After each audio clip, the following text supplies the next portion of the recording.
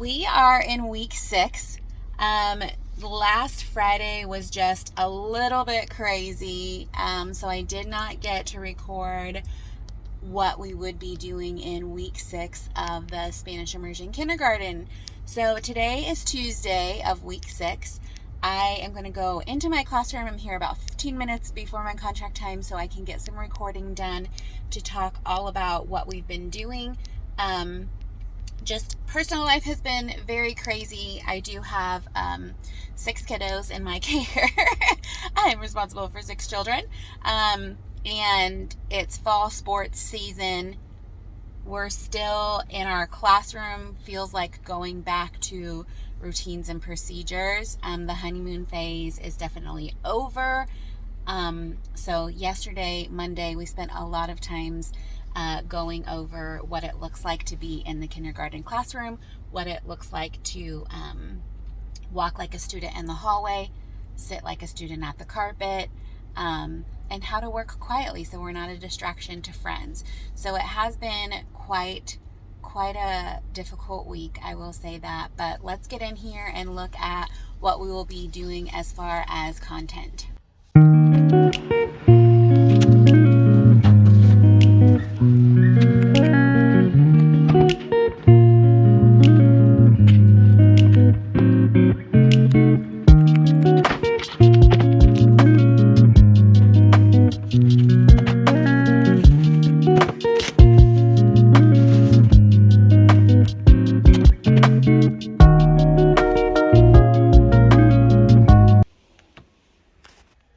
Okay, maestras, this is what we are doing. Week 6. Excuse all the red. We are doing Touchdown Tuesday. We're wearing red today. Okay, so a couple of things. Like I said, we are doing for social emotional learning, we are going over zonas de regulación. We are focusing this week on the red and the yellow zones, which are zones that we don't particularly always want to stay in. We are using the read alouds, Sophia's Angry Day, and The Way I Feel. Those are our read alouds for SEL. And then I have up a couple of our posters that we're using in our classroom to identify those feelings and what they look like, and then how to kind of calm down to get us back into Zona Verde. So that is our social emotional learning. Our calendar time looks the same. We're still talking about days of the week, months of the year. Our pattern for our calendar is azul, amarillo, blue, yellow. It's an A-B pattern. Next week or next month in October, we'll switch that up. Shared reading right now, we are doing a story called La Gallinita Roja, the Little Red Hen. It is a fairy tale and a fable. So we talk about lots of different concepts while we're reading that story. Okay, so we go over lots of standards. We read the Spanish version of the book for 4 days, and the last day, day 5, I read the English version of the story. We're also focusing on las vocales y letras M y P, letters M and P. Okay, so within the story, we're talking about personajes, the characters, main characters, other speaking characters. We're also going over the vocabulary for the story. I have these vocabulary cards. I teach them little gestures to go with the vocabulary cards. Every time they hear a word in the read aloud that they recognize, they share that gesture. We're also doing a little bit of writing. The standard is labeling a picture, so we're going to be labeling some of the characters in the story. So that's what we're doing for shared reading this week, and writing and phonics. So phonics, like I said, we use the Estrellita curriculum, and we're just going over letter sounds right now, not even really the names of the letters, and we're focusing mostly on the vowels. We're slowly moving into learning a few of the letter sounds. We did have progress reports due this week, so we sent those home with families. Mainly first quarter information is, are the students responsible? Are they respectful? Do they use self-control? Are they attentive and listen to directions? And what are their work habits? What do those look like? And then we have conferences coming up in about 4 or 5 weeks where we talk about those same things again, and then a little bit more of their academics. Now, this week for their morning work, I'm using a resource from Simply Kinder. So we're not just doing like a plain fun coloring sheet. We're doing an I Spy. So I give them magnifying glasses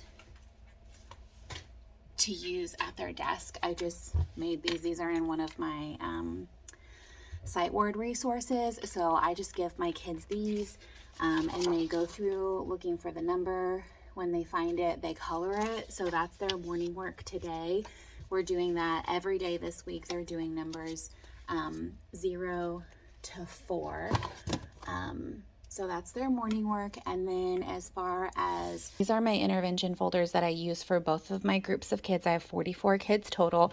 I had 7 kids in intervention as of last week. And now, as you can see, that number has almost doubled.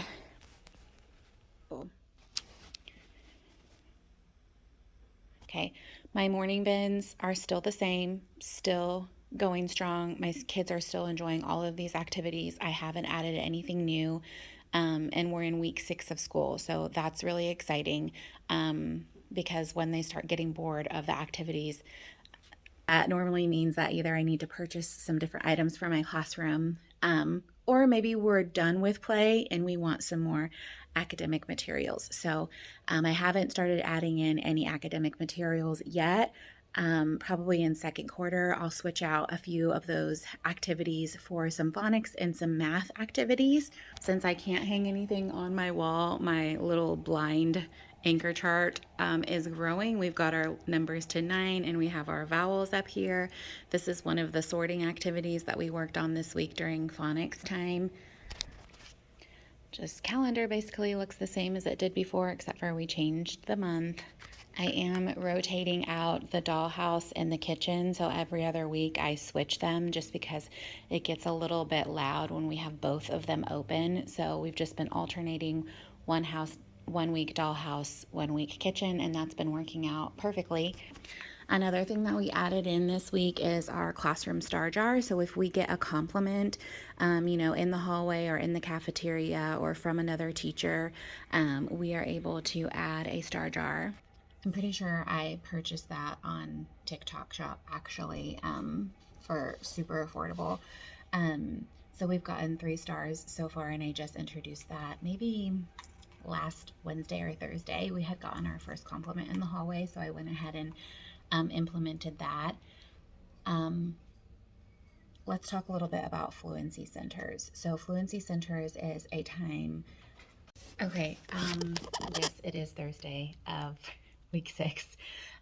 So this is what happens. If you come to work early, someone's going to find you and put you to work early. So that's why in general, I don't come before contract hours because I don't want to work.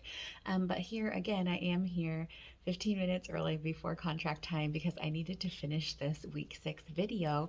And I also wanted to do a couple of recordings for Amazon reviews. So we'll see what we actually get done in the next 15 minutes or so, if it's even possible. But where we left off on Monday was talking about my Fluency Centers. Fluency Centers are 20 minutes at the end of the day. It's generally absolute chaos. What is happening in between all of that is snack time, recess, packing up, end of the day. But because I only have my kids for less than 3 hours per day and I'm teaching all content areas, I do my best to make the most out of every single possible minute. So let's look into Fluency Centers. Okay, so each of my students just have a bin with their number on it, and inside of their bin is everything that they need for Fluency Centers.